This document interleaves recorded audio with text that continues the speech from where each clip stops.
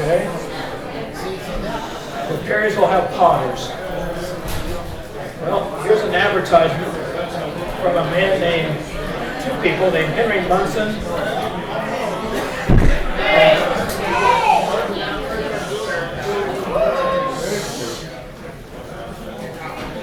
Okay, guys, so we're talking about potters, right?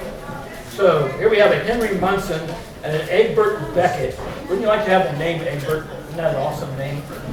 This is dated 1843. So I was at Richard Stringfellow's house. He's the one that shared these wonderful documents with me.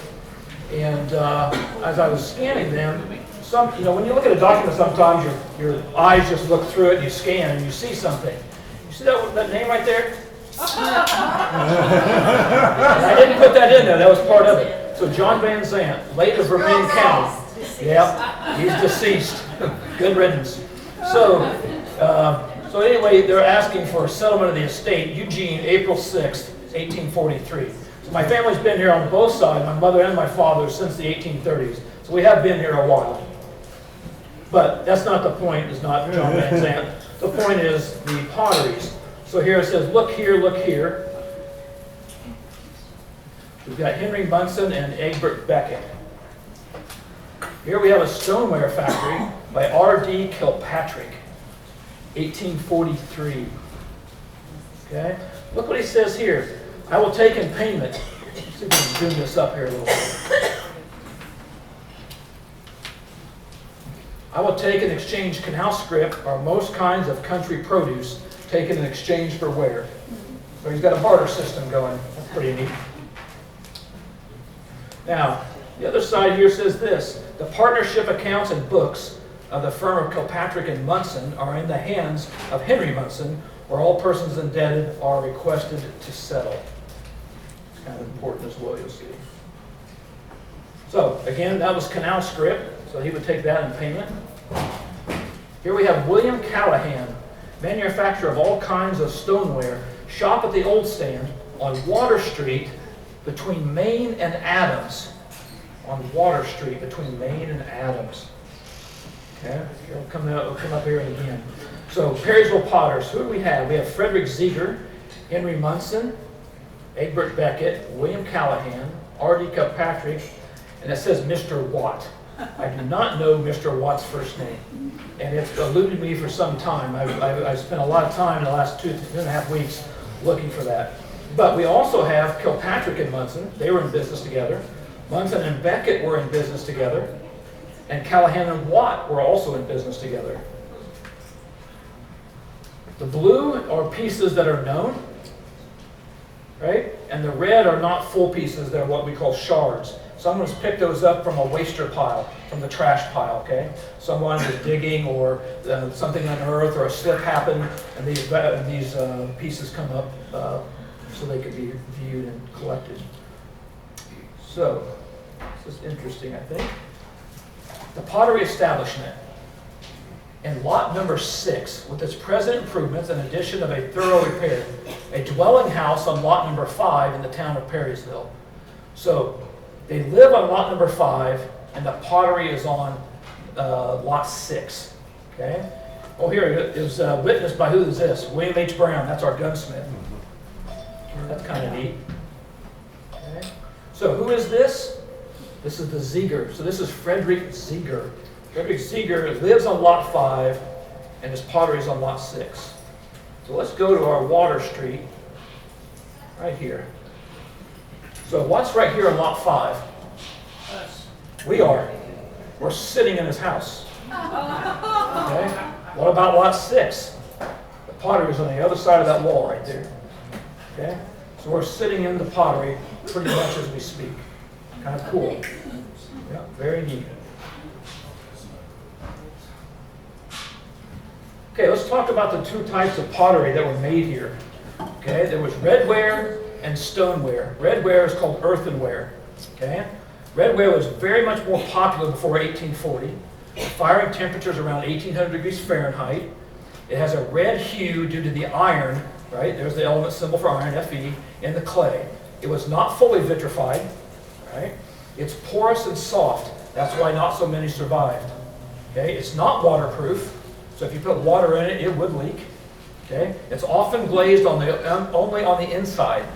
So lots of times when you find pieces or a full piece, it's not glazed on the outside, it's glazed on the inside.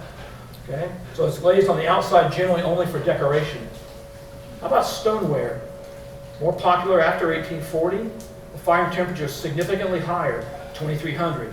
The higher firing temperature causes a redistribution of the iron and changes in color. Most of the time it comes out gray. Okay, so the same materials are here in both, the raw materials and the clay, but this fires at a much higher temperature, change in color. It is fully vitrified. It's dense, hard, and durable.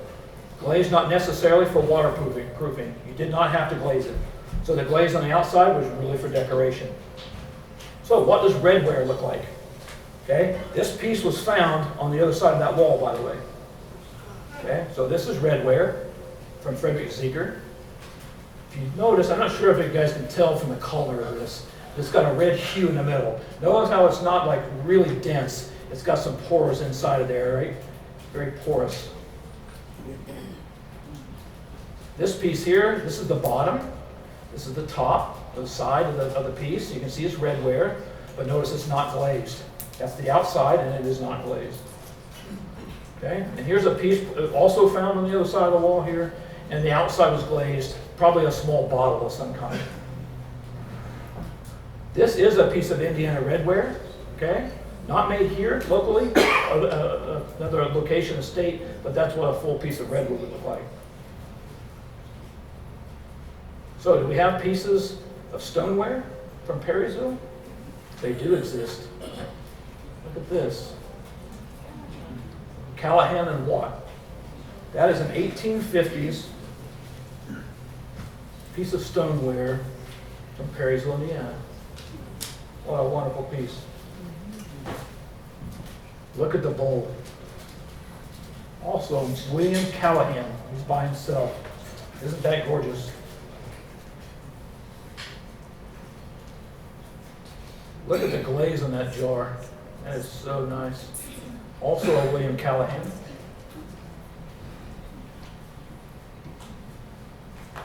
Another William Callahan, another jar. And also a Callahan, another jug. These are shards. These are pieces that are from the scrap pile, let's say. So we have a marking on the top of the rim by Henry Munson. If I'm not mistaken, these were probably collected by John Henry, the man sitting right here, probably in the 70s, maybe the 1980s. We have Munson and Beckett.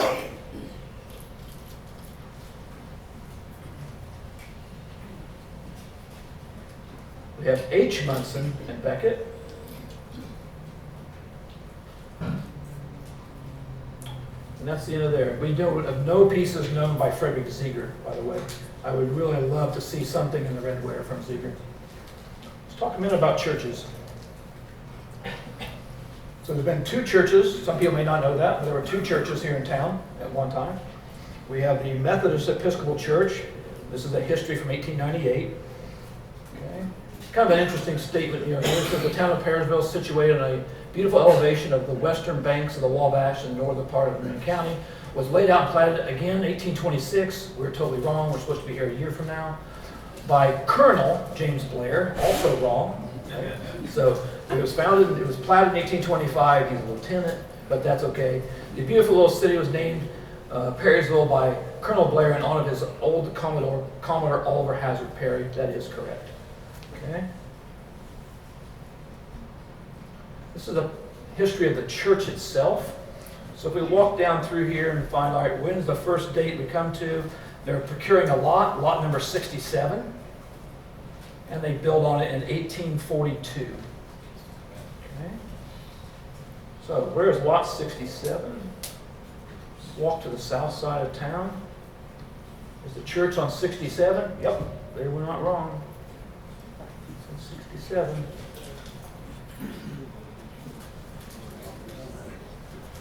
This is the first church, okay? It's the same basic structure, but the cupola and the steeple have changed over the years. So this is the first version of the church. And notice that the parsonage is only a one-story building. They don't have the second story up yet. Okay? This is about 1890. Also, notice we have two doors. Men went on one side, the women went on another. Right? The men and women sit on both different sides of the church. Either side. What a change, right? Quite a change here.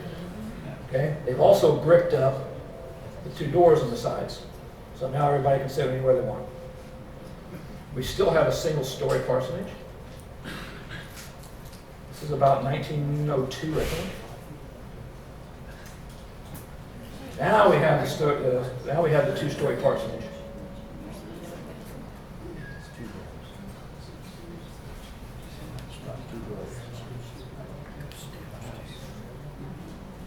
These photographs are from the William M. Benefield collection.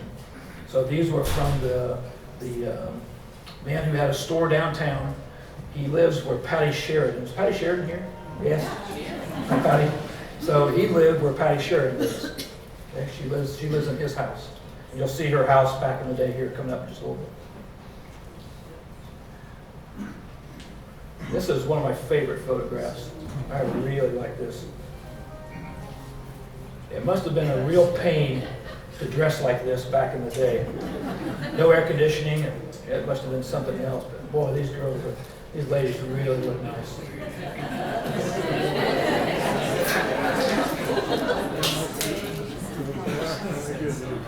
Yeah.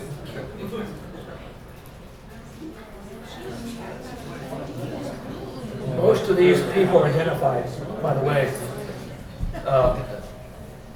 Ruth Rabb was a daughter.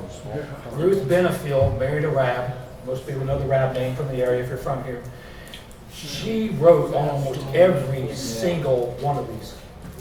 Who was in it, all the people, where it's from. It's unbelievable, the amount of information. You never see photos with names on the back like this, but it's an incredible find.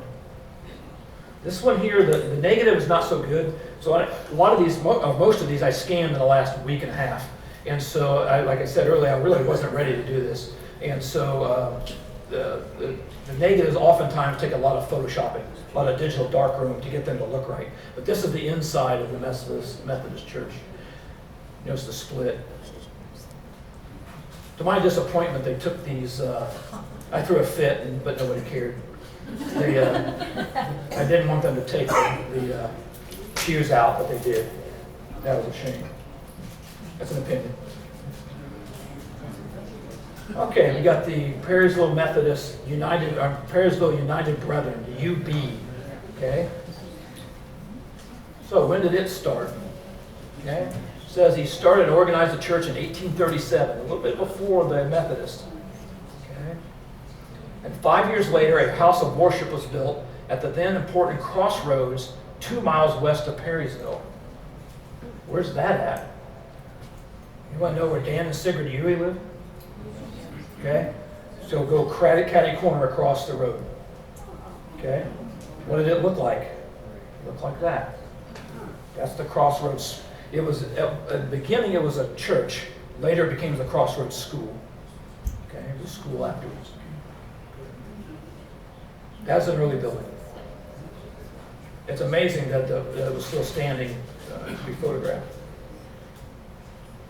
So what did the UB church look like? This is the church. Is anyone here in the 1960s? Yeah, you probably remember it burning.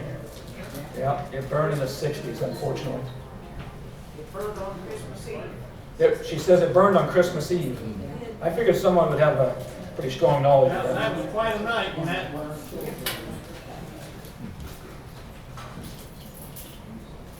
So, where was the church at, guys? See the word church coming into play here? Okay. There's the church right there. So it's on Adams Street, and again on Clay, right? So these are our main buildings downtown, right? Down here. So this is where what people in my era would call the Pings building. It's the J.B. McNeil building right here, right? They've been doing a lot of work on this thing. Okay. So this is where the Handy Mart is, right here. Right? So it's just a block off the Handy Mart, across the street from Phil Brandon's. Phil Brandon here? I'm Scott. Okay, that's close enough. Yeah.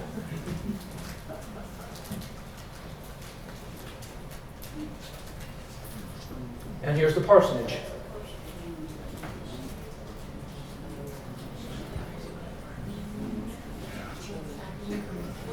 Can you imagine having the fortitude in the, around 1900 to take a camera and walk all around your hometown, taking pictures of all the buildings and all the happenings and goings on?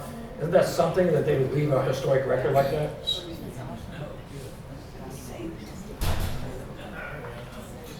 So this is the inside of the UP Church. Look what we got right here. Does anybody know what this is? That is. That's a Wabash King right there. Probably a number 5. Right? And that's exactly what it was built for. To be a building just like this. A schoolroom, a church, a business. Again, the negative needs some work, but you get the idea here. Let's talk a minute about R.J. Gessie. R.J. Gessie, most people think, well, R.J. Gessie's a Gessie guy. R.J. Gessie's a Perrysville person.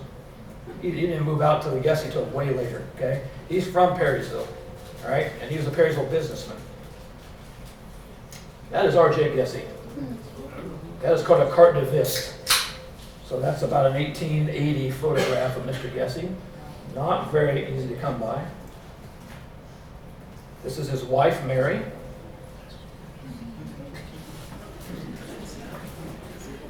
I think she had to sit there a long time. That's why she looks unhappy. Or that those clothes are uncomfortable. There's something there.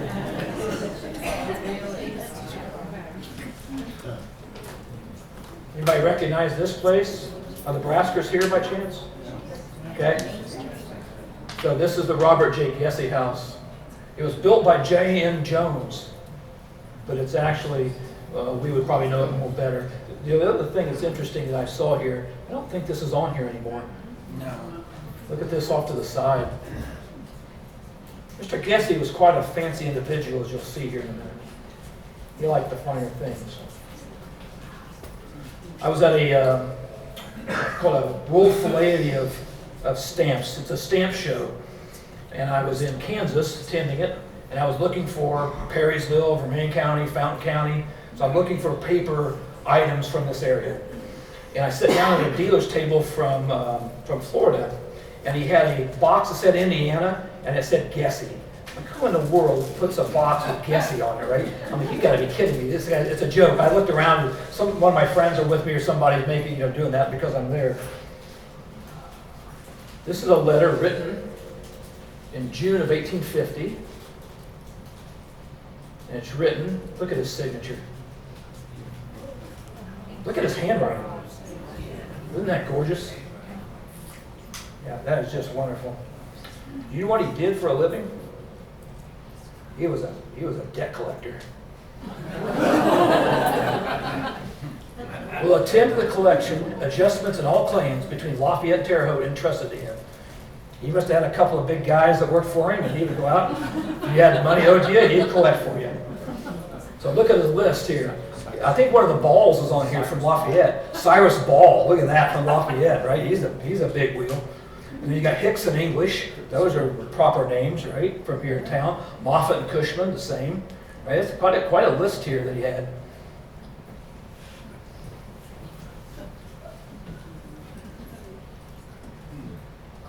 So the guy that sold this to me, he could tell I was very excited, and he said, he goes, man, you must really like that thing. I said, oh yeah. And he said, did I have it priced right? And I said, I'd give it 10 times for that. I said, but I said it after I handed him the money.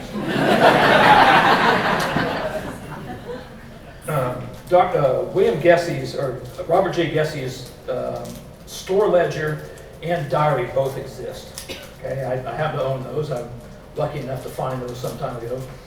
This is out of his ledger, and it says, drawn by William H. Brown, gunsmith. I thought that was cool.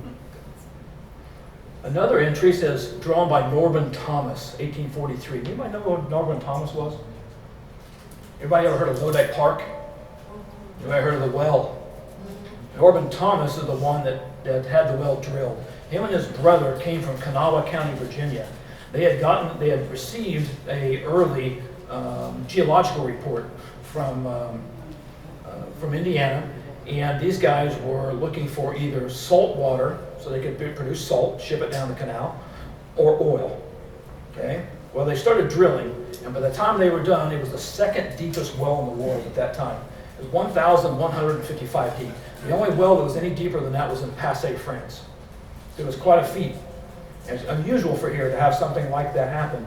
So Norman did this, and what did he get? He got some really stinky sulfur water. Yeah. If anybody had ever been there back in the day, it did smell. This is out of his diary.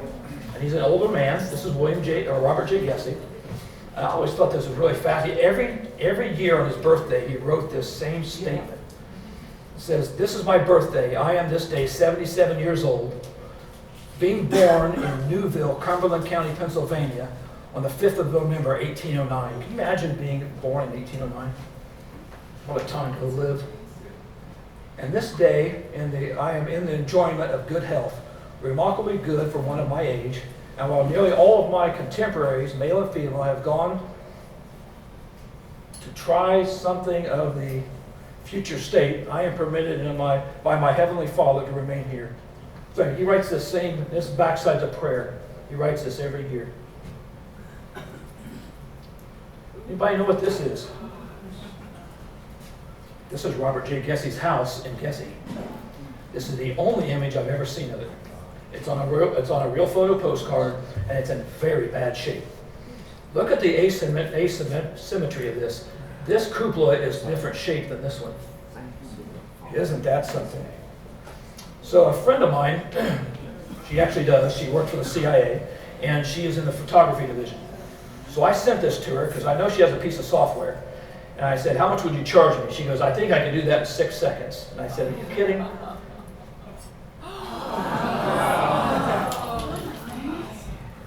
So she turned that postcard into that in 6 seconds. She literally sent that to me on an email within about a minute. So I know she wasn't kidding. Isn't that beautiful? What a house, huh?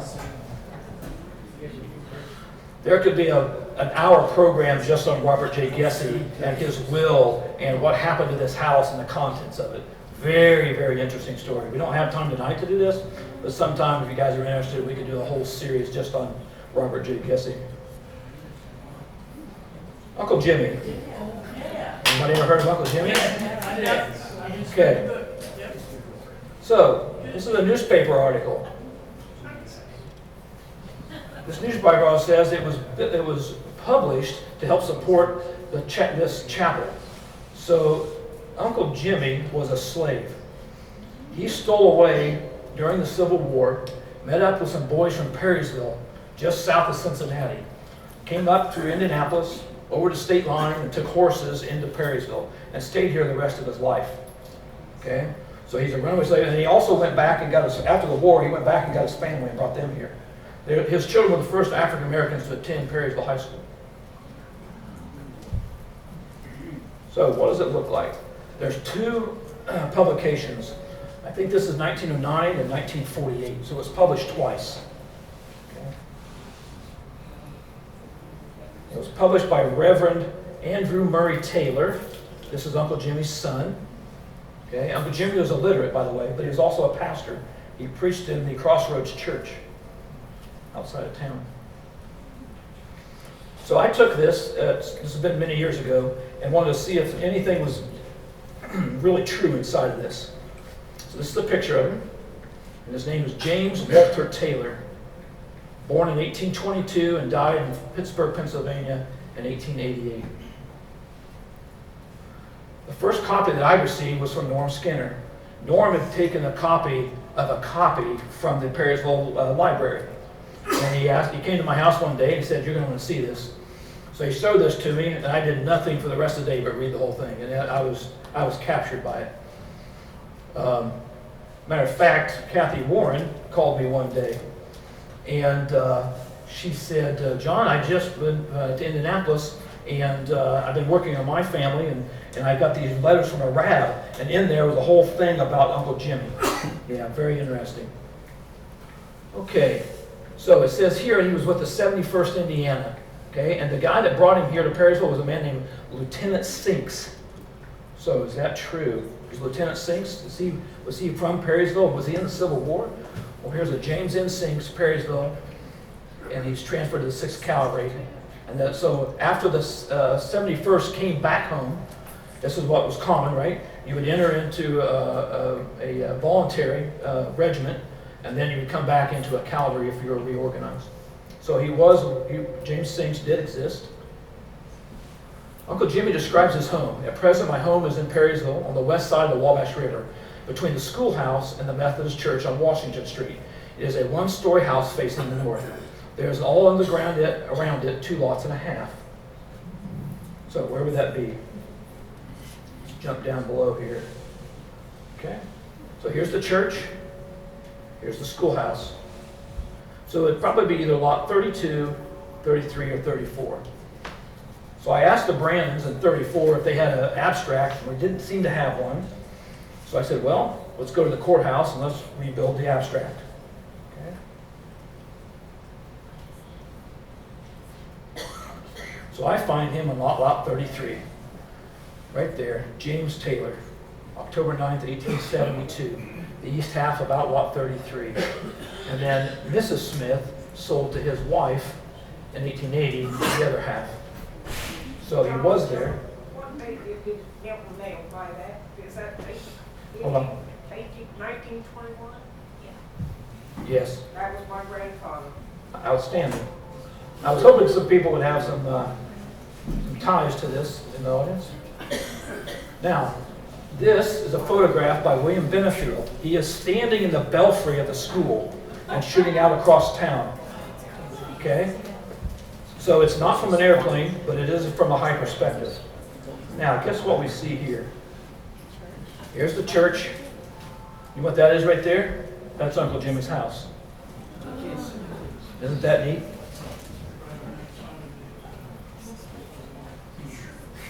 Very neat.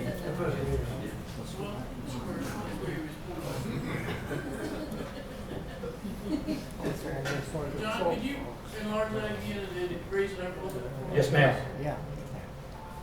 See the light.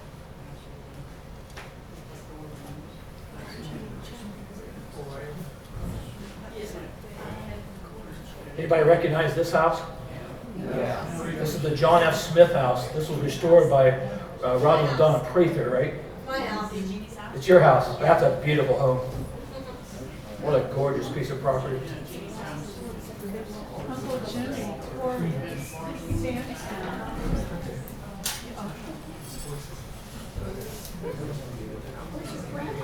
So, Jimmy has two other things it says. Uncle Jimmy gets out the stone for a large house, and he digs a $100 well. Okay? Any idea which house that he dug this for? Anybody ever seen this house?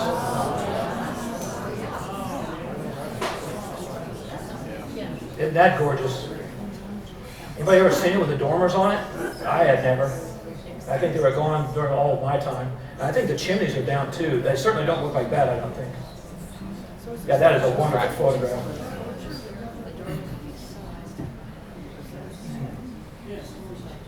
So he makes an interesting statement here. It says, the whole amount was $18, $6 for my son and for helping me, and $12 for me. It says, I plowed for him and did some chores that summer. He paid me for it. We settled up and squared the books, as he called it, and that same week he died. So he paid him $12 to dig a $100 well, and he put the entire foundation in for that house. All those stones were put in by a Negro slave. All these stones you see here were laid by Uncle Jimmy. And you see $12. Now, he makes a very interesting statement after this. I really like this. He says, let's see, for the good things he did for me, I will give him credit. For all men have their faults, and I know I have mine. So I will leave the rest with God. I will have no more to say of that good man, and I will now change the program.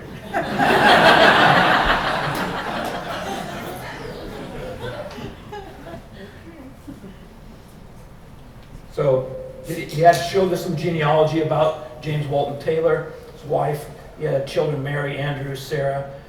Ermina is buried in the Chinless Cemetery, just down south of town here.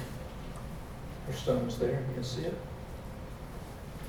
Now, I have used this on very, very special occasions.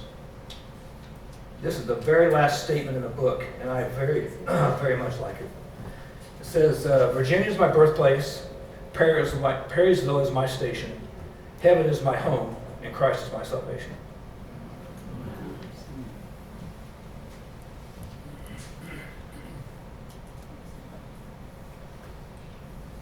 Okay, let's move on to doctors. This is E.T. Spotswood. Okay, not the best looking photograph, but it is Mr. Spotswood. Edmund Travers Spotswood. This is him as a Civil War soldier. He is a surgeon. And this is his home. This was in Perrysville. Anybody know where? Just behind Peen's building. Yeah. Yeah, isn't that a gorgeous thing? That is wonderful. This is the back. Now, a second doctor owned it, and he did something I don't quite understand, but maybe you guys can explain to me. Do you see those pieces? He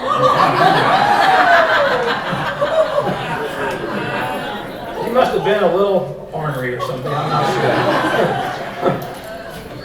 Aren't those the things that end up on the trucker's butt flaps or something, right? That's what that looks like to me.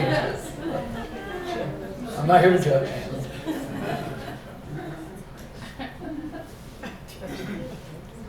He was also a poet, if you notice. And a little bit later on, you're going to find out he was also an engineer and a designer. E.T. Spotswood.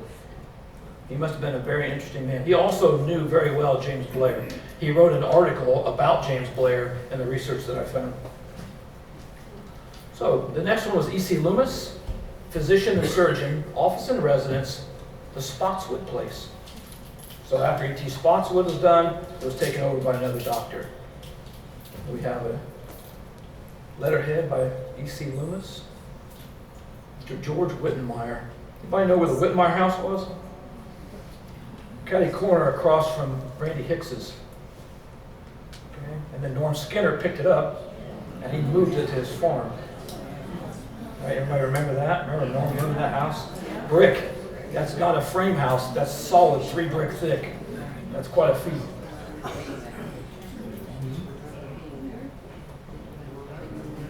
So you'll notice this house here. I lived in this house myself for several years, my wife and my 2 kids. And it's right next door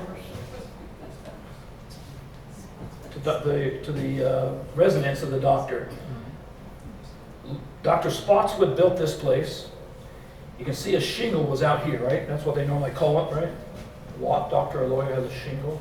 You can see it's not there now. Well, where did it go? Oh, it's over here now. Dr. E.C. Loomis, office. So this house, I always wondered, the layout is very strange. The whole front and end of the house, these are like examining rooms. And they tore the walls down. And the top up here is only like 7 feet tall. It wasn't really meant to be lived in. It was meant to be an office.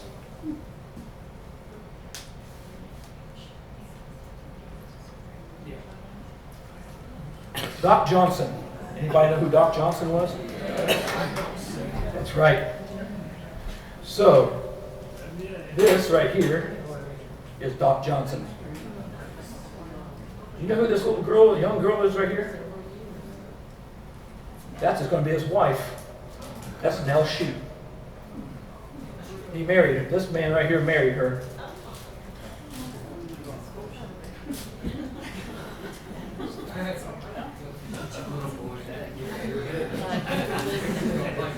This is in front of the Perrysville School, by the way. So Doc Johnson was a teacher before he was a doctor. Isn't that gorgeous? Look at that. That's Doc Johnson in a car made in Fort Wayne, Indiana called a detamble. I really like that photo.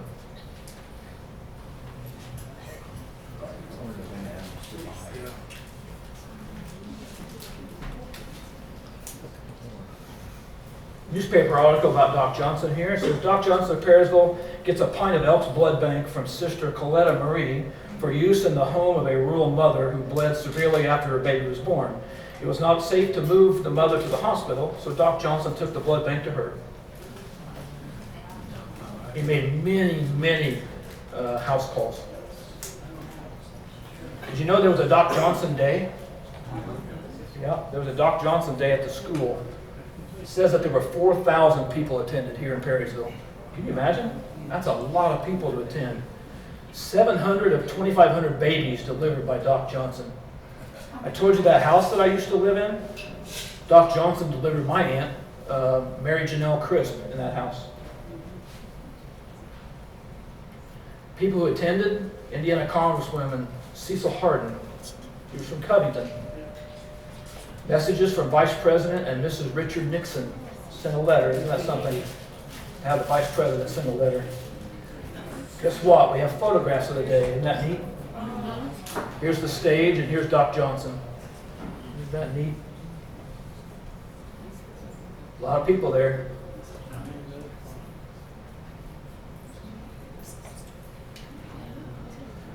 Anybody that was there that was delivered by the doc wore a button.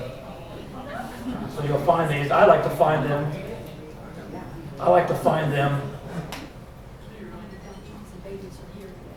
Are there any Doc Johnson babies here today?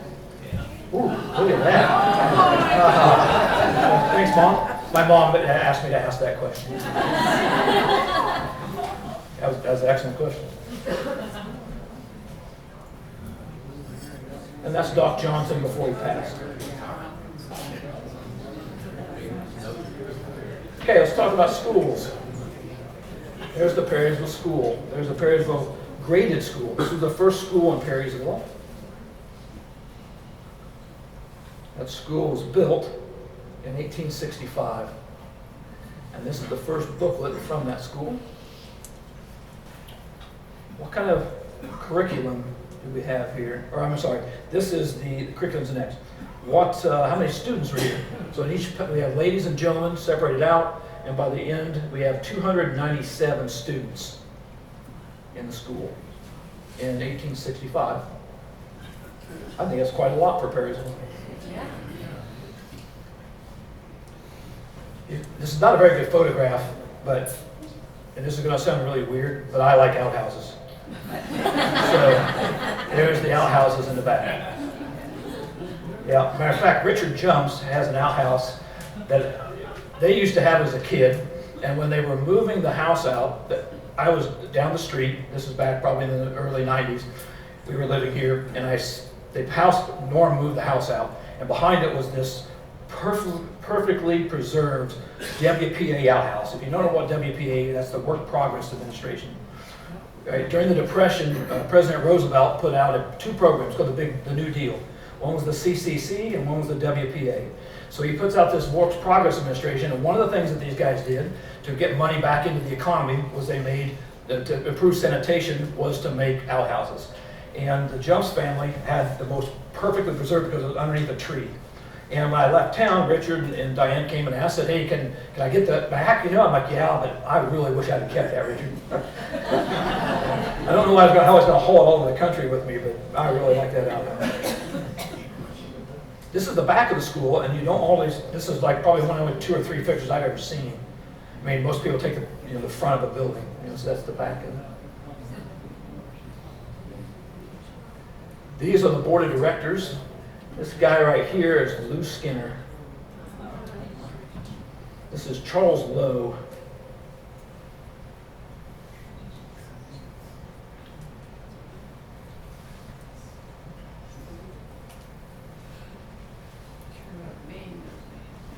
Highland Township, course of study, 1900. Oh, 3rd grade. What were they teaching? Reading, language, arithmetic, geography, spelling, writing or drawing, and physiology. That's in 3rd grade.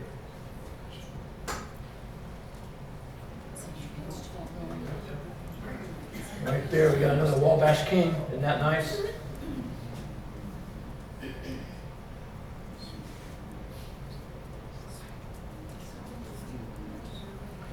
See, somebody wrote in pencil down here, 1890. This is called a cabinet card. Wouldn't you like to know who all those kids are? Can you read that? Like I told you, she wrote on every one of them. And there's probably 50 cards like this of the kids, and they're almost, I think every one of them has names on it. You can see her name, Ruth Rabb. What are names? Look at these names. Royce, Chisler, Compton, Morgans, Benefields, Robinsons, Dunlaps, Rudy's. These are all the founding people of Perrysville, right?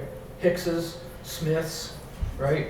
They're all the founding families of this area. Morgans. You guys are probably related to most of those. I am. This is a wonderful photo. This is Edna Benefield. This is the photographer's daughter. And the clarity of this image will blow you away. I mean, this is really, these glass negatives can be really, really beautiful. If the focus was right on the camera, I've not seen anything that quite comes close to these. Where is that one? So this is Jordan School. So anyone know where Mark Clark built the big house outside of town? Goes south across the road, and it was right in that field right there. That's Jordan Creek that runs through there, and this is Jordan School.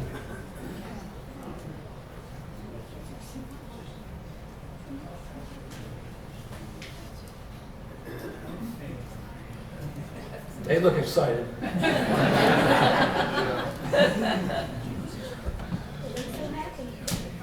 Clayton, did you see that stove? Isn't that wonderful? No crack in it, yeah. No crack in it, yes sir. Anybody idea where this is at? Yep, this is in the Opera House. How would you know that? Because the high school and the school have a stage. See the chairs down here? These chairs were removed sometime in the last, I don't know, maybe 20 years. Because I remember them being there. Bobby Ping took me upstairs, and I remember seeing the chairs were there. We still have a bunch of them up there. Do you? Okay, great. Are they fastened down, or they just have them? No, they're set off to the side. Sit off to the side. Okay, great.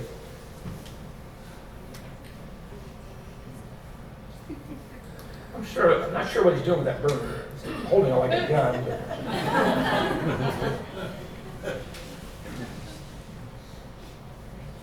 Got a football team. If you look at the football, it's nicely dated.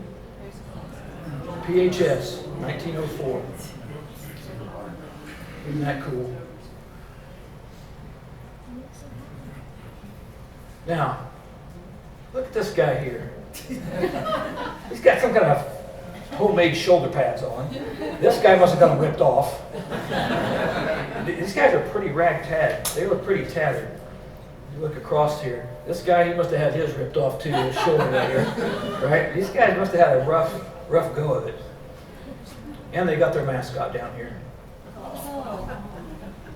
It's a little washed out in the photo. Again, I didn't have the time to really devote to the photo, so I apologize. How about basketball? Anybody know who this guy right here is? That's Dan Hicks. Ray, Gene, Carl, that's their dad. This is Raymond Snoddy. Any Snoddies here tonight? Yeah, absolutely. Now, I usually get pretty up close and personal with these photos, and I like shoes. But I'm telling you right now, I'm not sure what in the world. First of all, it's got heels. And secondly, it's got this, I don't know if they're clown shoes or what the heck they are. But they almost look like wingtips. They got some fancy design elements there. Those are wild. Can you pull that any higher so that see if I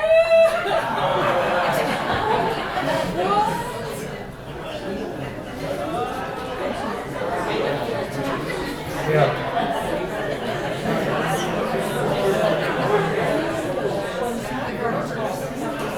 This is an image you don't see very often of the two schools together. So this is the original all-grade building, and then they built a new high school, And this still being under construction here, but it's not very common for some reason to see the two buildings. They were side by side for many years, but I don't know why you don't see very many photos of them. Depot. This is a wonderful photograph. Anybody know where the depot was? Yeah. Yeah, by Carl Hicks's house. You guys everybody know where Carl Hicks lived? Right? So you're down deep, it's called Depot Road in Perrysville, right? And so you go to the railroad tracks, and the depot is sitting there just to the right, or just on the north side of the road, on the east side of the railroad tracks. You can get really into this photo. I mean, you can see the conductor, the women over here waiting. She's got a baby in her arms. The little girl sitting over here, standing over here.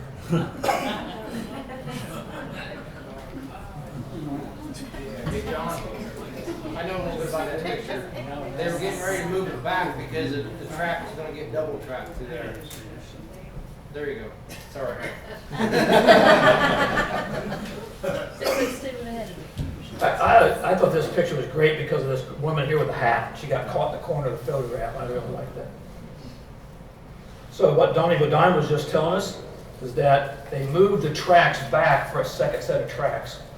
Like the depot back for a second set of tracks. What a feat, right? I mean, that's crazy to me that they actually lifted that building up and rolled it on these rollers and moved that entire building back. Isn't that crazy? John, you said that was on the east side of town? It was on the east side. I always thought it was on the west. Well, I'll show you this. Hold on a second, I'll show you why.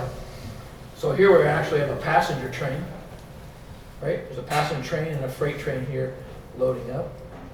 You see it says Perrysville, Indiana on it.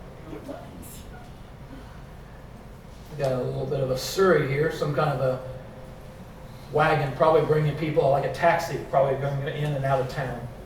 They could probably come from the park stables here in town, and they would have been able to deliver people back and forth. Great image. Patty, this is why I say that. Oh, I had no idea until I saw that photograph that there was a mill out there.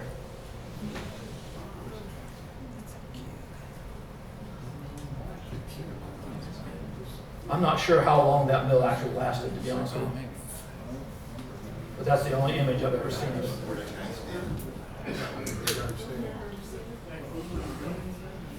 We have an engine at the depot.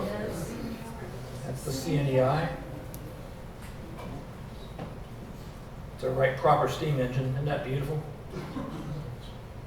If you like mechanics and steam.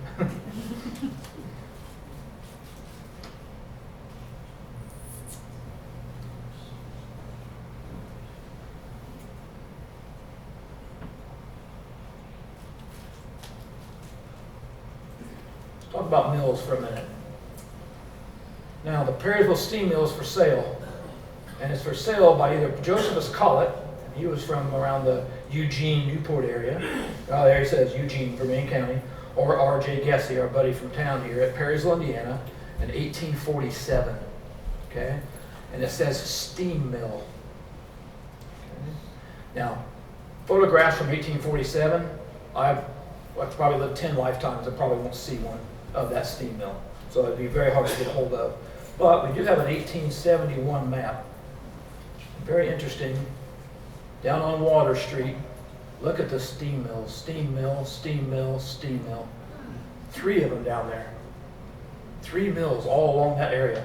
Today, that's all grown up. You'll see a couple photographs here in a minute. They weren't near the trees that there are today. If you go back and walk back through there, sometimes you can see foundations. You can. She said you can see foundations in that area. I'd love to walk. I mean, I've been in that area lots of times, but just never got permission to walk back through there. This is the Riggs, at this time, this period, this is the Riggs Head Woolen Mill.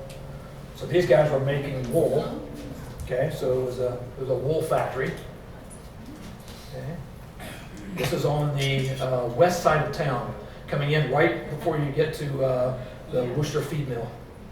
Okay. It's on the right-hand side for coming into town. Another image of it. Notice they've added a cupola on the top for some reason. At this time, it's owned by a man named Theo Carpenter, and now it's a flour mill. He's converted it from wool to flour. Last image of it, looking the other direction.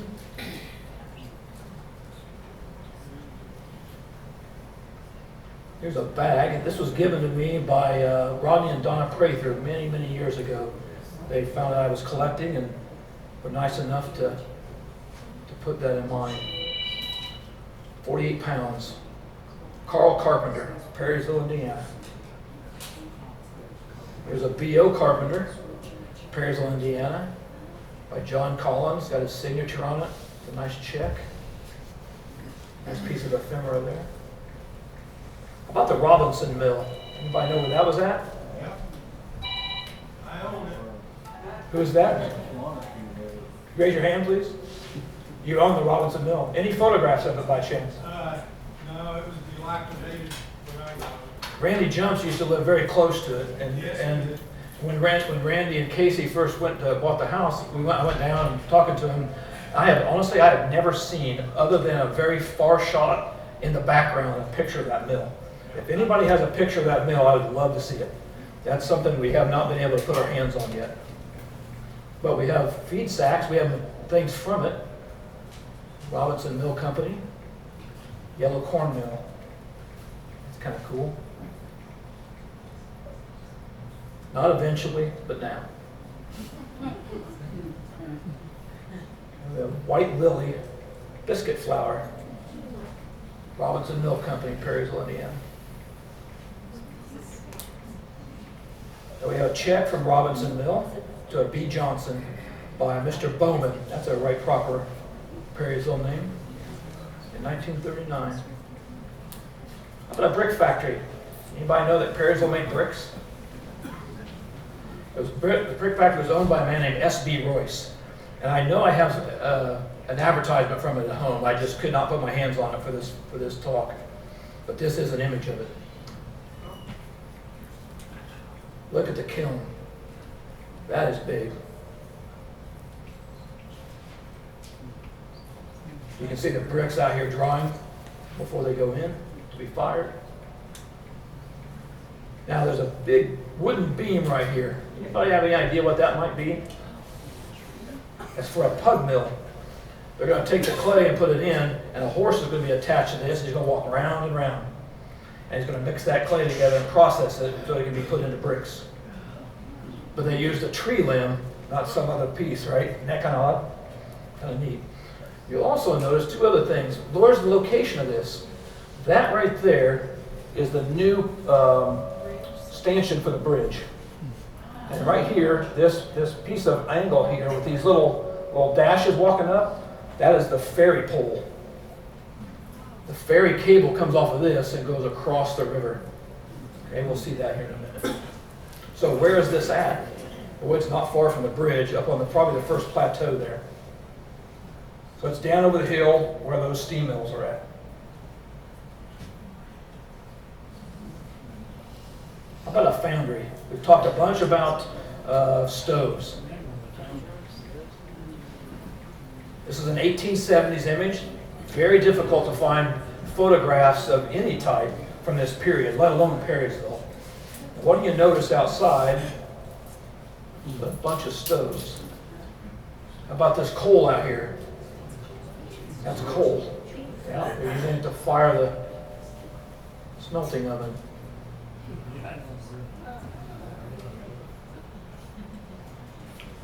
See the guys on the roof? Not sure what they're doing.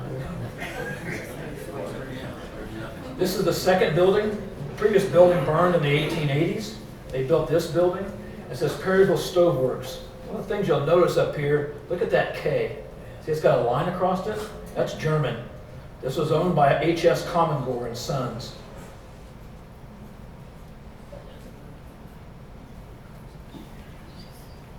Let's walk inside there.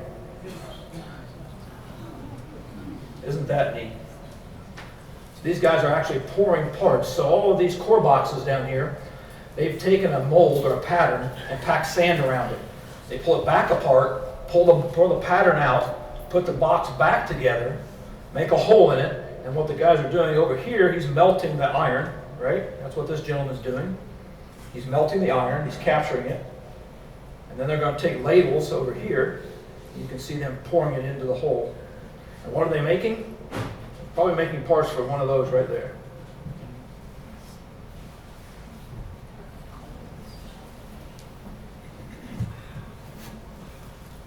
The reason this one's up there is because it's the same room. Notice the patterns on that right there. So these are, right, that's the sand. So the wooden piece has been removed, and when you pour the metal up against it, it'll copy and replicate that form right there. Isn't that neat? There's another one over here. Look at these forms. These are for the top of the stove, right? These are for the top bands of the stoves. Very neat.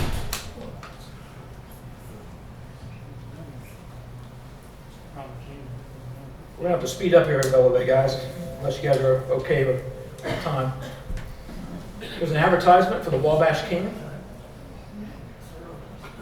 H.S. Commodore and Son, Perrysville, Indiana.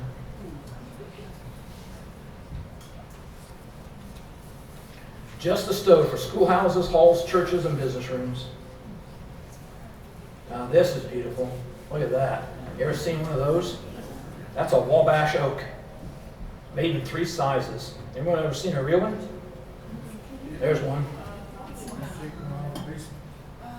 Is that right? They're gorgeous. And they cast right into it. H.S. Commodore and Son, Perrysville, Indiana. That looks just like the woodcut print. Later it became Cochran and Stratton.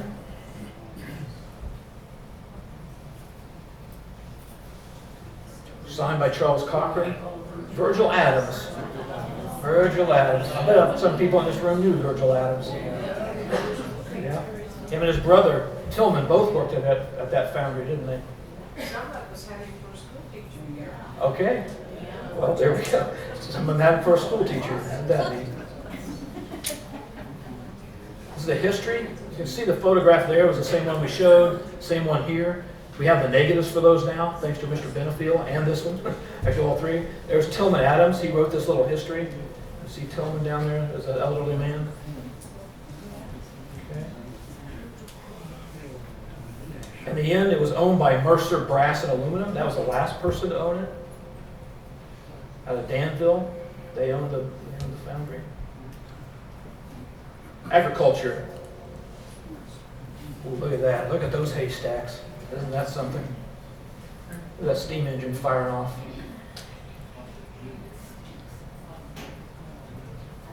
Does anyone stack hay like that anymore? Wheat? I mean, I don't think so. It's really something. Those are called a rick. A wick. Rick. Rick. Thanks, Terry.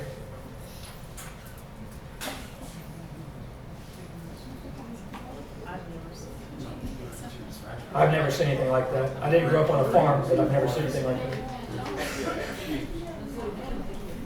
How about this?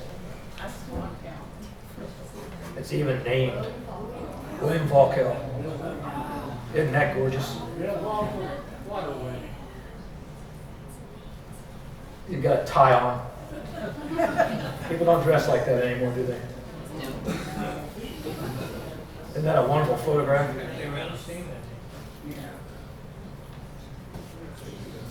Gorgeous. This is kind of a hodgepodge of all kinds of different things. We got a threshing outfit here. We got a 1902 Holzman. This car was the first car in Vermilion County. And we got a 1917 Franklin air-cooled car. And that's Billy Volkel right there. That was Ellis Volkel's dad, if anybody knew Ellis. You got any Volkels here? Okay.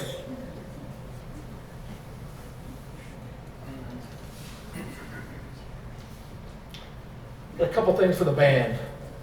Got the Perrysville Concert Band. We got Bugs Kelch here. Tillman Adams. Remember Tim Adams? I don't know if you remember Virgil. Della Hodges. Jim Snoddy. Remember we saw a picture of him earlier. Right? We've got Charlie Prather over here. Got any Prathers here? That's Charlie Prather. Now, this group was in another event, something else I study very heavily. This is the 1909 hill climb. This is the first year of the hill climb. Okay? This is a panoramic photo. Okay? We're going to walk right in on this thing. Okay? Newport, Indiana hill climbing contest, June 8th and 9th, 1909. This was taken by a man named Campbell, Albert Campbell. He was born outside of Eugene, went to Beatrice, Nebraska, came back to Covington, and then went to Danville.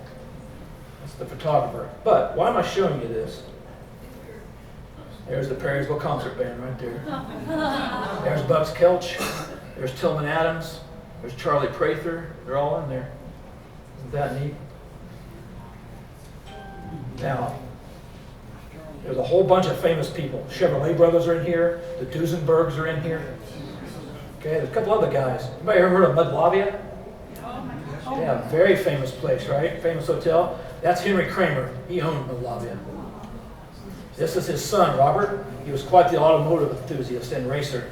And this is their French butler. When I was looking at this, I know a lot of folks in this picture, having it for over the years and looking at it. This guy right here, take a real hard look at him. Okay? Get that picture in your mind. I'm going to show you something.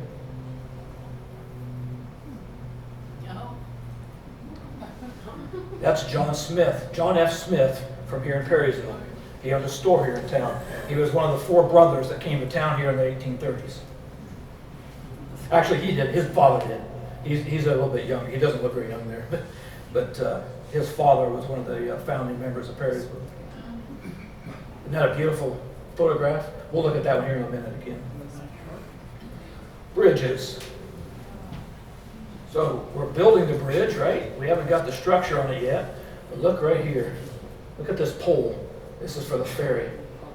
You can see the road over here. We'll have a better view of that in a little bit. Jack, where's the side cut? I don't know. I don't have a photo yet. I don't have anything from it, but we'll get it. I promise. Okay, we're building the bridge here. A couple of other things that are really neat. I don't know if I've ever seen this. This is what they get off on here. I'm assuming this is what they walk on the ferry when it brings you to the other side. It'll be pretty sure-footed. If you look real careful, there's the ferry sitting there waiting.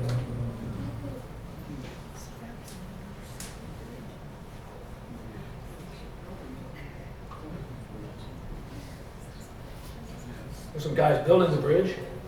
It's a neat photo. This guy here, I can tell he's a Goff.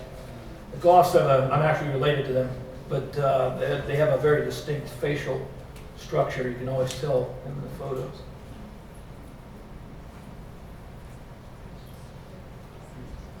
This is opening day of the bridge, 1901.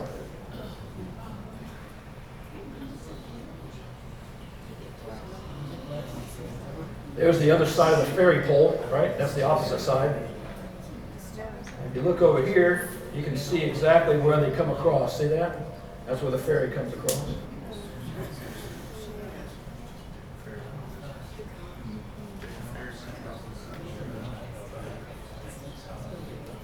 Anybody ever remember the horse trough?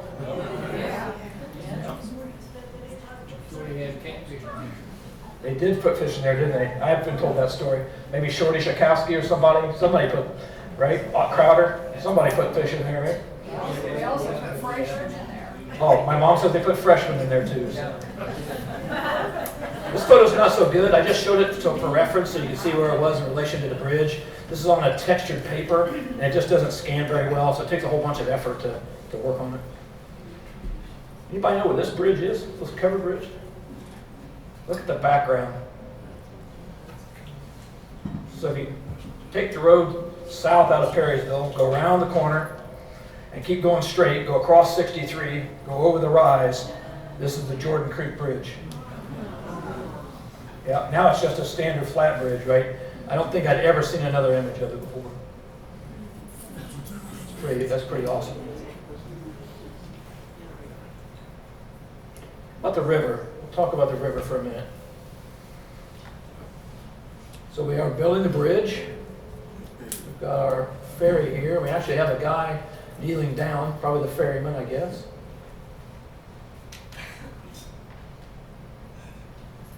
See that building right there? That building was moved from here out to the Rudy farm out on Flatiron Road. And then later it was moved by Norm Skinner out to his property.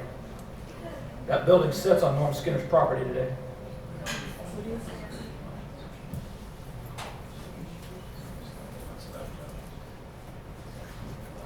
Let's take a trip. We're going to go on the picnic excursion. There will be a picnic excursion on the steamer Mason, Thursday, April 8th, 1869, from Eugene to Attica. We will leave Eugene landing positively at 8, arrive at Perrysville at 9. We'll go to Covington. We'll leave Baltimore, Portland, and Williamsport. Arrive at Attica at 1, leave at 2. Tickets, let's see. Let me get this up here. Tickets for the trip and gent and lady $1.50. Single tickets $1.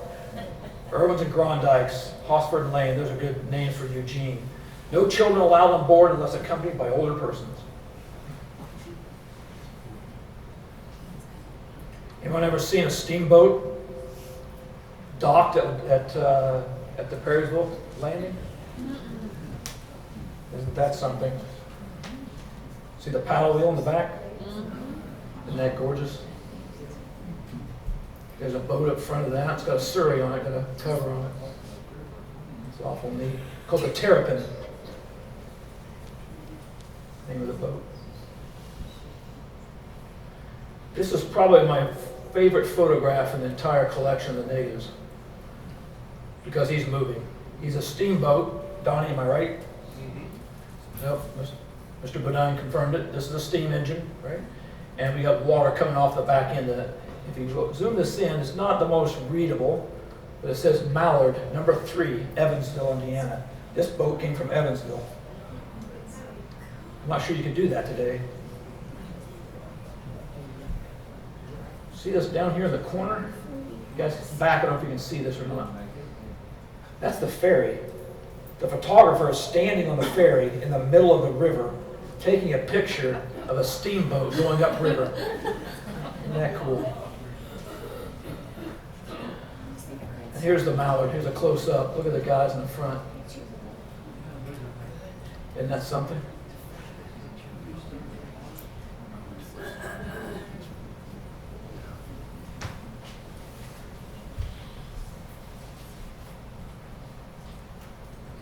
This must be for going ashore, I guess, if they don't land.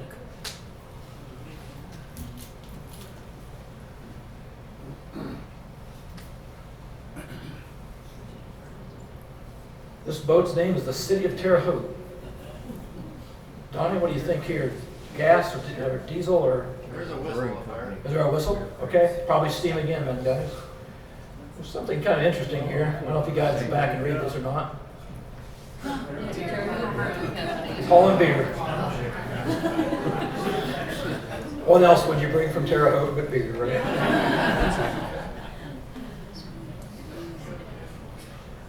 This guy, I think, is holding a flower up. I'm not sure what his point is, but he's proud of it.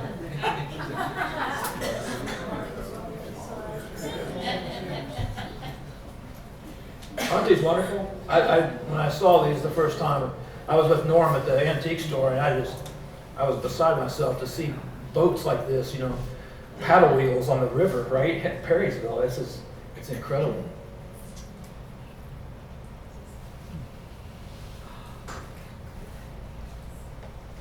Isn't that gorgeous? This is Bert Miller in the back. He owns this boat. I've got probably 30 photographs of him with that boat doing different things. But and why are these guys so well dressed? Right? He's got a watermelon in his hand. He looks European to me. He's got a handkerchief on. Most guys here don't do that. But he's got a sweater on. Right? He's got a bow tie. These guys are really, really dressed up. I mean, why are they dressed up with that? This guy, what are they going to do with this old boat here? This thing looks pretty rickety to me. This one has a motor in it. This one's motorized.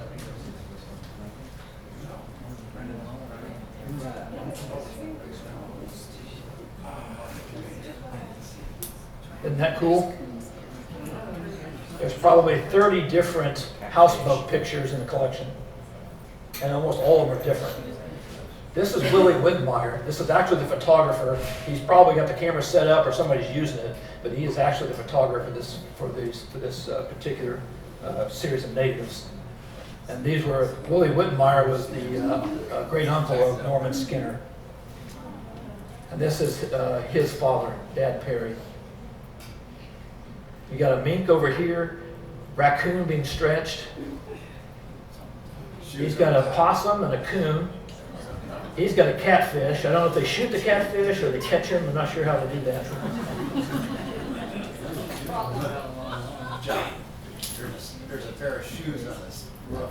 Oh, yeah. Look at the shoes on the roof.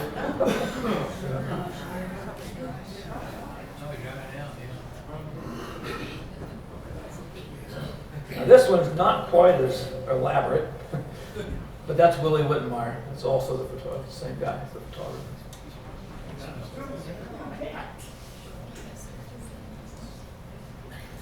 Here we have a camp on the Wabash. You got all the things you need. You got some food, you got a rifle, and a fishing pole.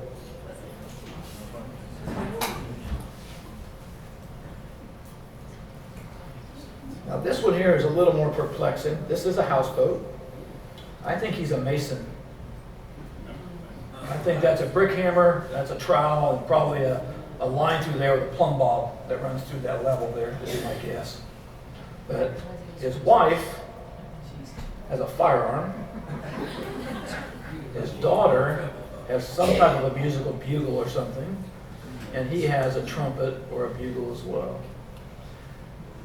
Now if you notice, there's something in the alcove right there. This next photo is not so good, but I threw it in because I wanted you guys to see it. That's their dining room table. Isn't that neat? Docked right here at Perrysville. Ephemera. Ephemera is paper, antique paper. Here we have an ad by W.G. Chenoweth.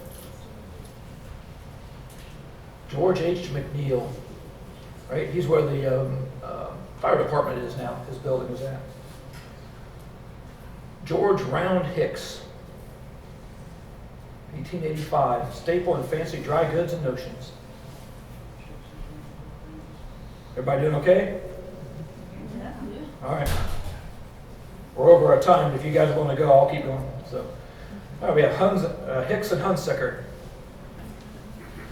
Star Beehive Cash Store, wholesale. There's some really good photos coming up here too. So, J.M. Howard, ladies, gents, misses, boots and shoes. We'll see his storefront here in a minute. This is the photographer, William M. Benefield. This is dated 1896. And he sells candies with a K. This I really like. This is an 1850s broadside. This came along with the Benefield collection. I really like these woodcut prints. That is just really something. And it's all shoes. Everything on this is supposed to be a train, but everything's made out of shoes. Why? Because he's a boot and shoemaker.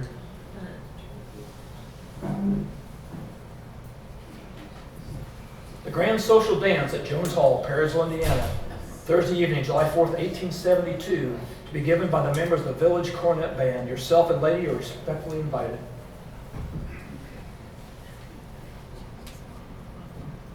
At Jones Hall, Friday evening, the 10 Nights in the Barroom. Some of the names are the McKibbins, Kirkpatricks, Moffats, Boners, that's an early name, Benefield, Elberson, that's a very early name from this area, if you're into their history. I like this one. The Grand Masquerade Ball at Jones Hall. No improper characters admitted. Yes, you have to dress appropriately.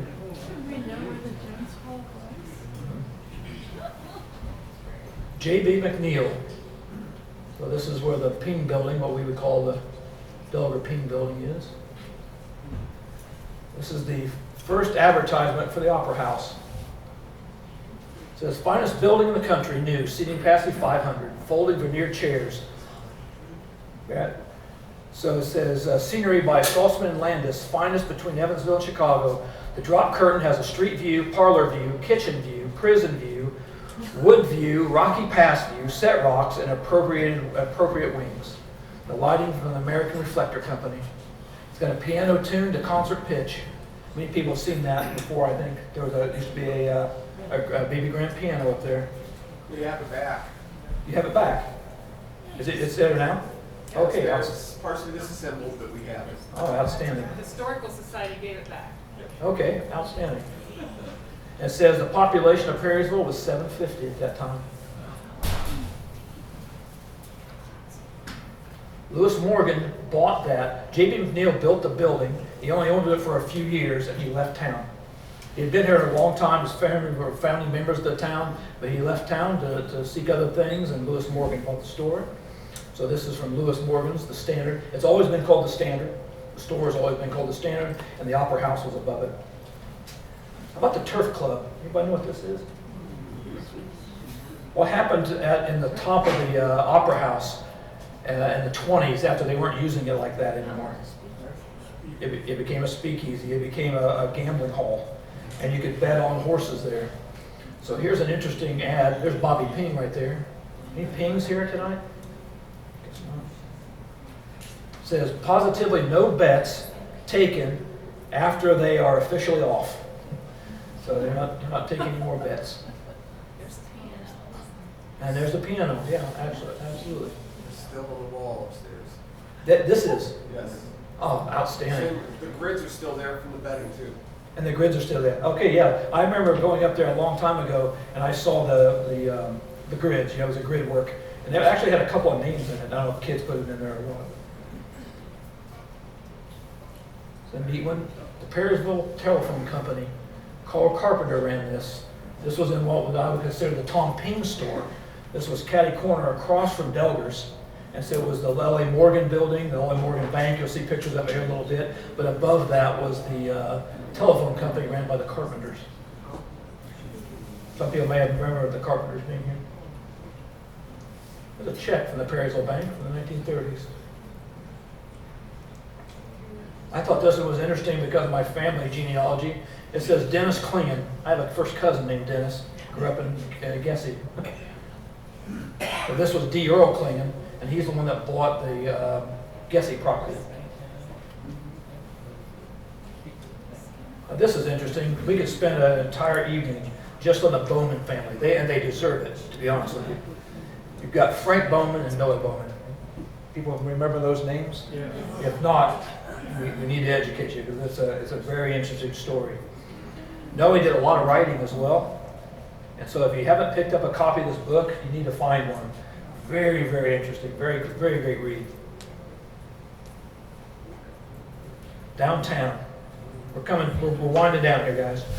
This is a fairly early image of downtown. This is probably 1875, something like that.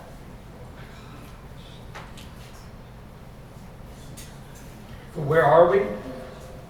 The Ping building, you know, we've talked about the J.B. McNeil building is probably over here. Right next to this is the Oddfellows Hall.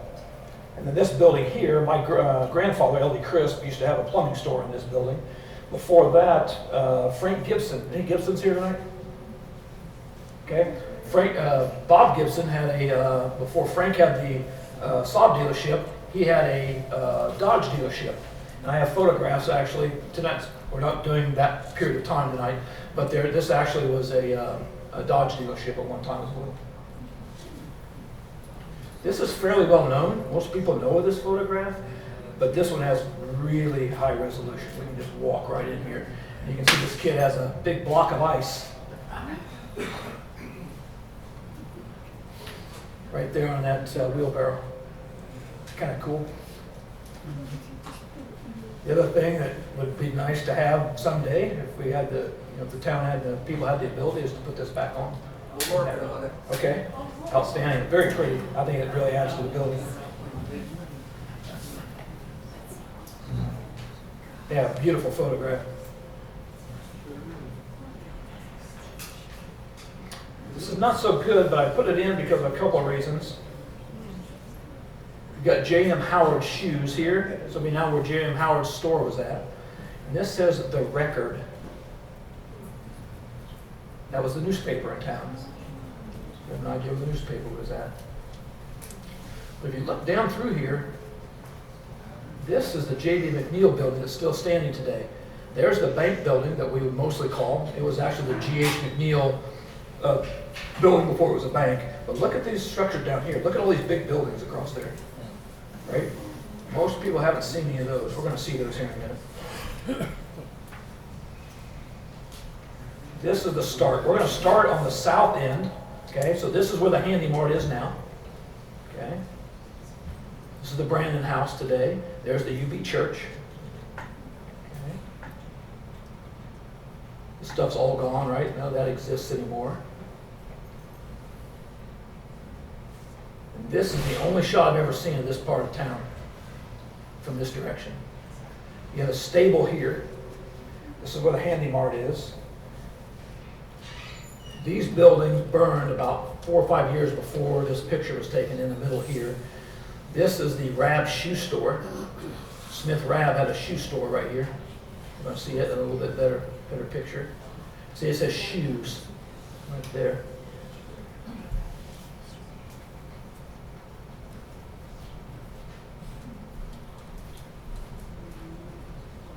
Again, I just can't imagine somebody having the fortitude to walk around town taking photographs like this. Isn't that something? Here's the Rab shoe store.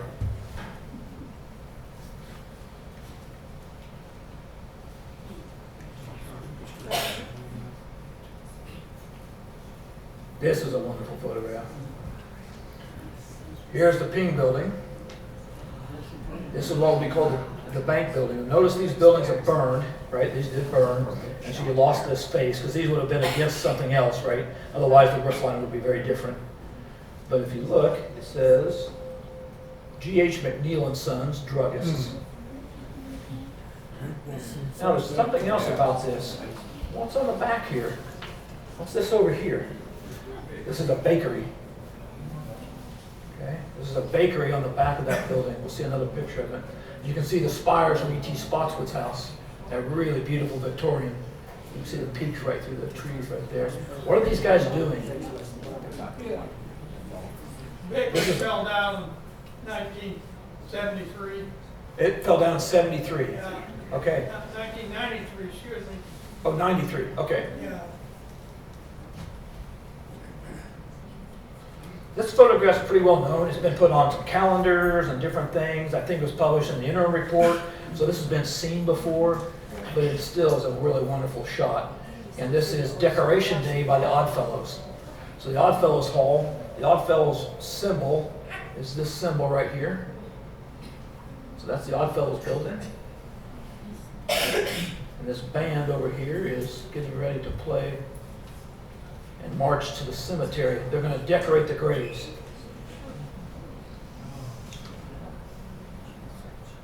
You can see the school, right? School belfry down here. Yeah, you can see the school belfry.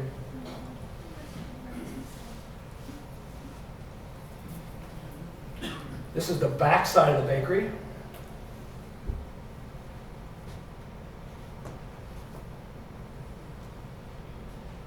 This is what I would call today the Tom Ping building. At this point in history, it was the Lewis Morgan building. Bank and general store.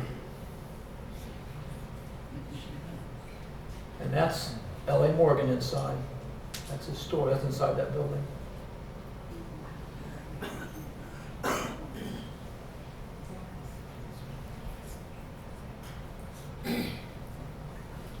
Fairly clear photograph, and as we can tell, there's the post office.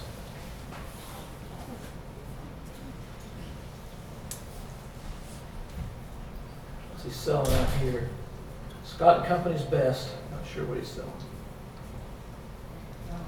This is that same image again. So G.F. Smith must have sold things like, you look here, these are bolts of material.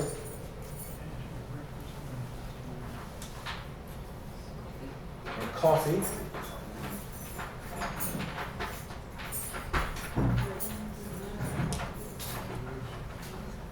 I like this photo. This is the photographer here. And like I said, anything that has the word Wabash on it is gold for me. I think that's just outstanding. So this is the photographer's store. He owned the Wabash Grocery. And this is the town pump that he's at right here.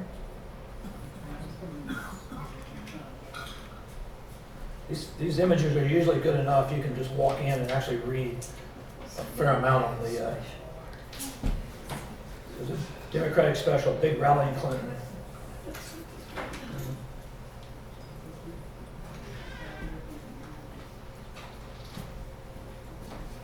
Here's the inside of that store.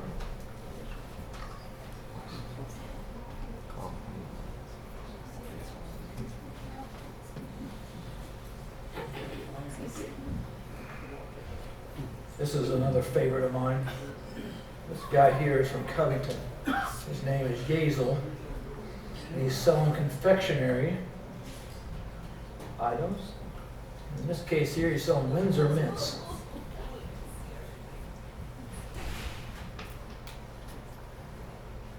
How about this one up here?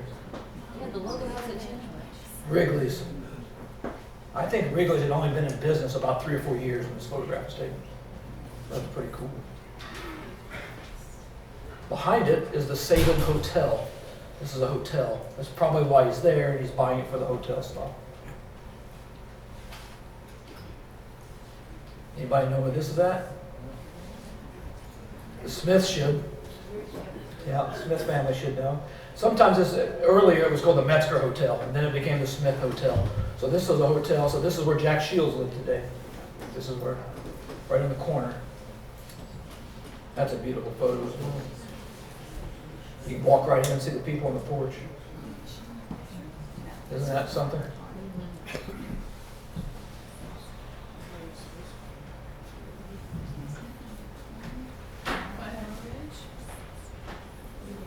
This is beside it. So these guys are hauling a log down the road.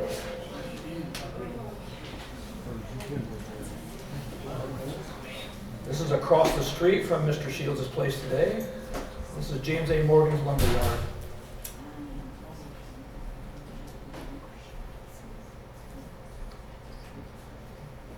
A nice shot of town from the south looking north.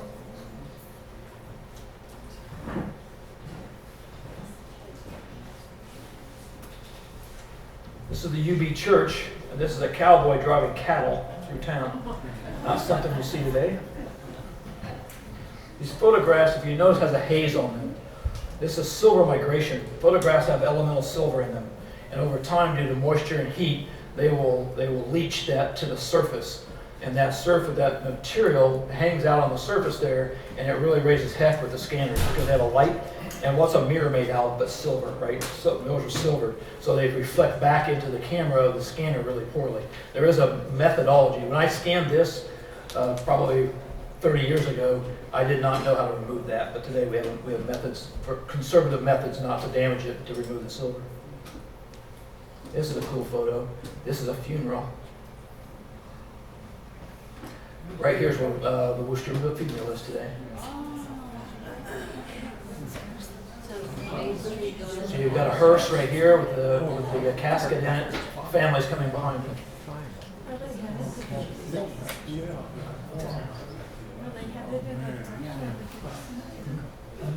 Yeah, they're heading out to the Dick Cemetery. There are other people behind here. I don't think he only had one friend. He's got other people back here. Yeah, they're just delayed. And there's the photographer, by the way. Sometimes in these photographs, there's things that you can see in the background that are as important as the foreground. And here's the decoration day. They're heading out to the Hicks Cemetery.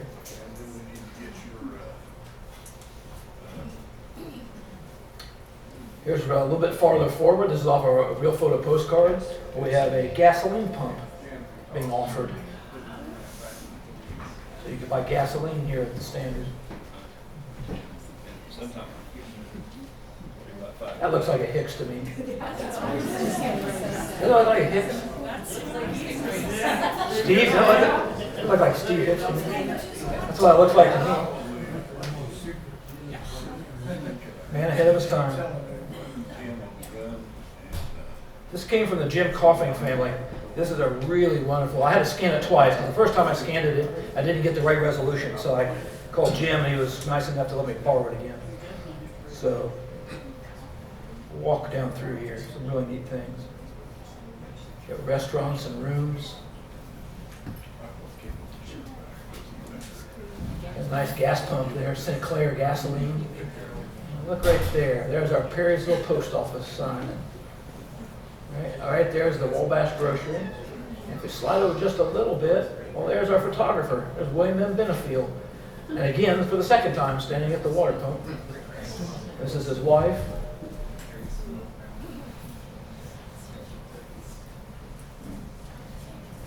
What do you guys think? Probably late 20s, early 30s? Something like that. How about this? Bowman Brothers Garage.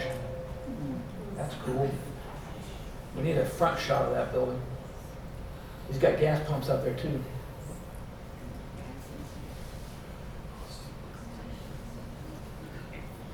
Any relation to Bowman? A couple of aerial shots. So this is also taken from the belfry of the school. So this is looking north. So here's the Ping building, or the J.B. McNeil building. So let's see here.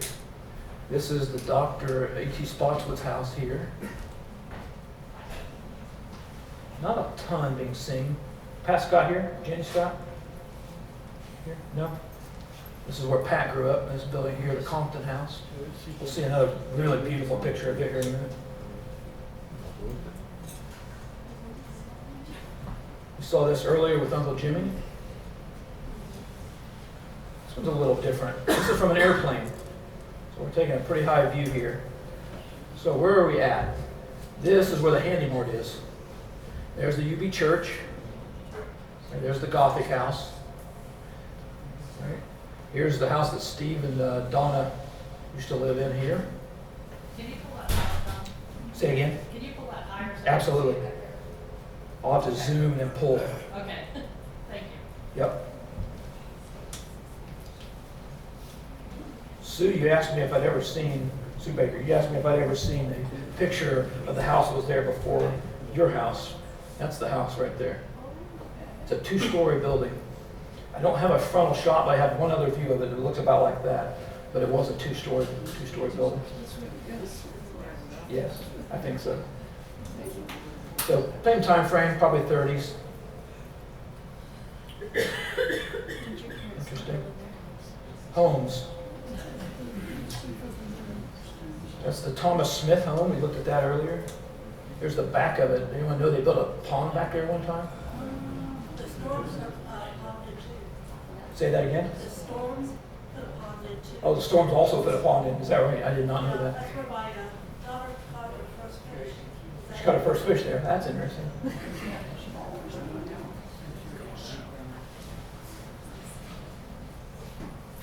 This is the William P. Smith house. This is on the main road.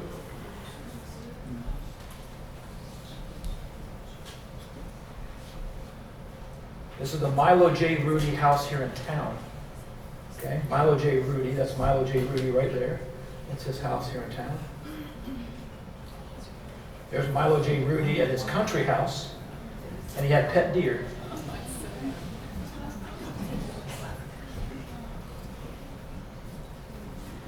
Most people will recognize this is the Chenoweth place.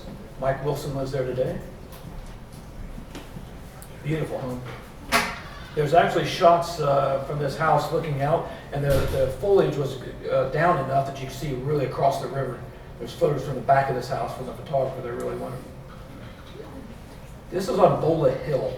This is if you go south out of town, and you get that rise, about where John Baker lives, up on the right. About where his property is where this house stood. That's called Bola Hill. What a beautiful home, right? This is the George H. McNeil house. This still stands in town.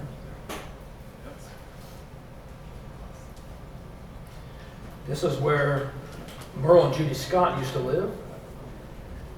This is the Compton house.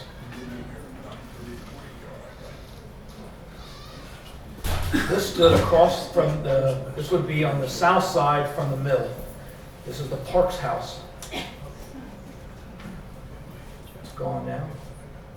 It'll go south across from the mill. Be on a little bit of a hill there. Was that the Shelby? This was built by one of the McNeils and a child. This was built for a McNeil, one of the George H. McNeil and J.D. McNeil. One of their children lived here. This was built for them. And so this house right here was torn down, and this is where John and Sue Morphy live today.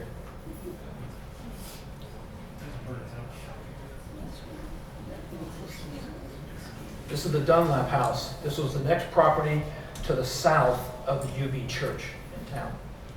Very early house, very early. The next few will be, this is where Charles and Alma Warren lived.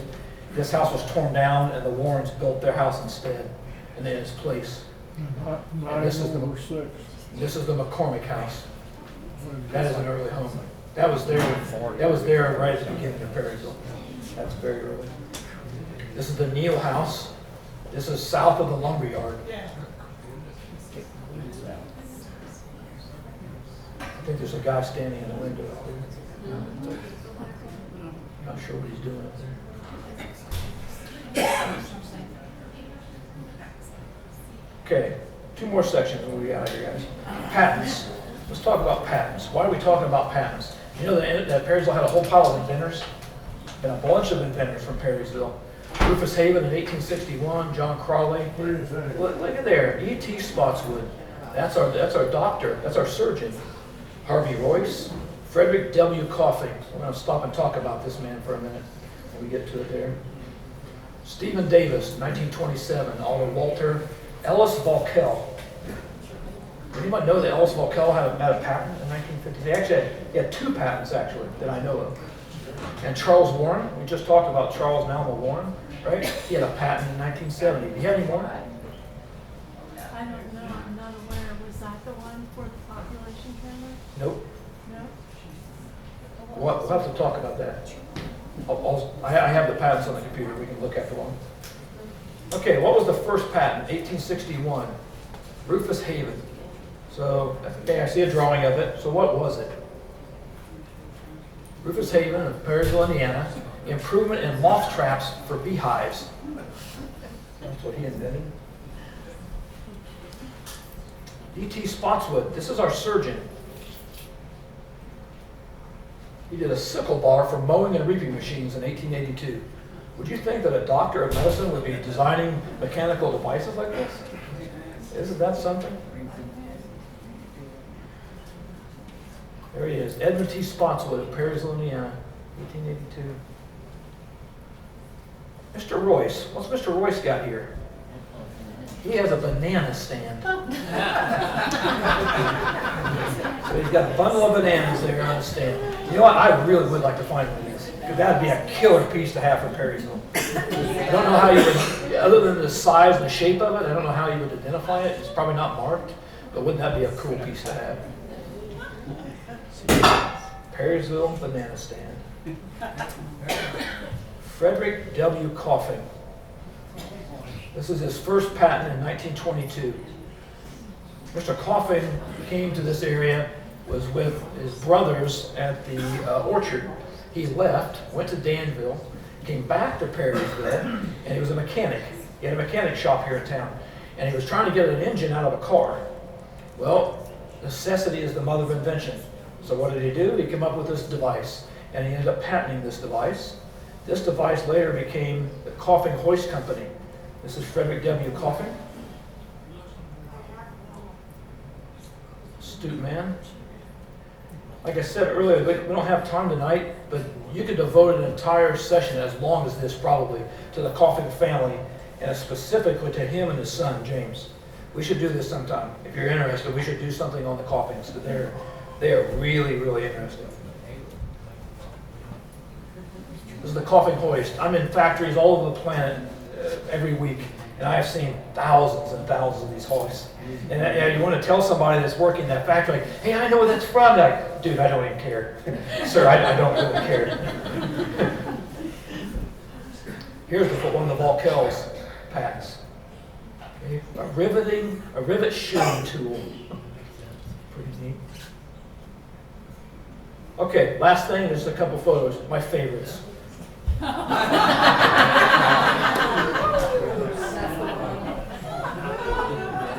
I don't know if these are men diapers or what these are. I'm not totally sure what in the heck that is. These guys look scrappy though. And the back of the photo says prize fighters. That's what it was labeled. So I wasn't really sure about that. Pretty cool though. Yeah, he's getting ready. He's warming up. He's on deck. So once again, I think the Perrysville people just went right after it. They've got a catfish hanging here from this, and they got 2 guns. So I just don't think they bothered. What kind of car is that? Honestly, I do not know, Terry. Yeah, that's a brass era. That's a brass era car, but I'm not really sure what it is. Is that a Stanley?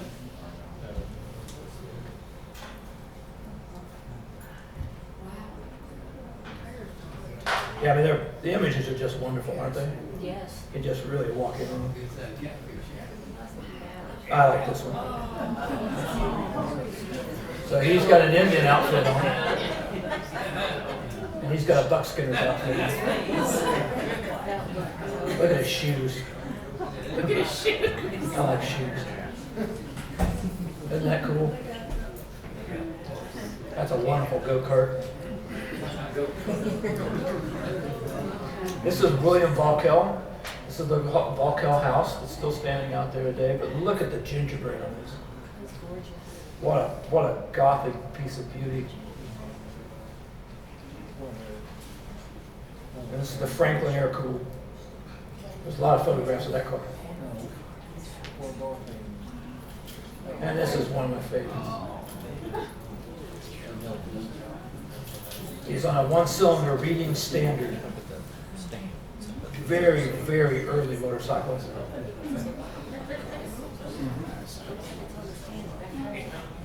Carbide lamp in the front. She's sitting in the back. Isn't that neat?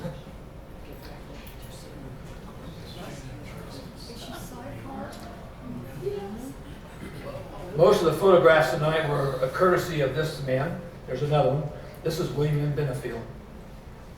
So we have a big thank you to him. And this man right here, this is Willie Whitmire. This is Norm Skinner's great uncle. He was the other photographer. So big shout out to those guys. Okay, that's it guys. Thanks. Thank you.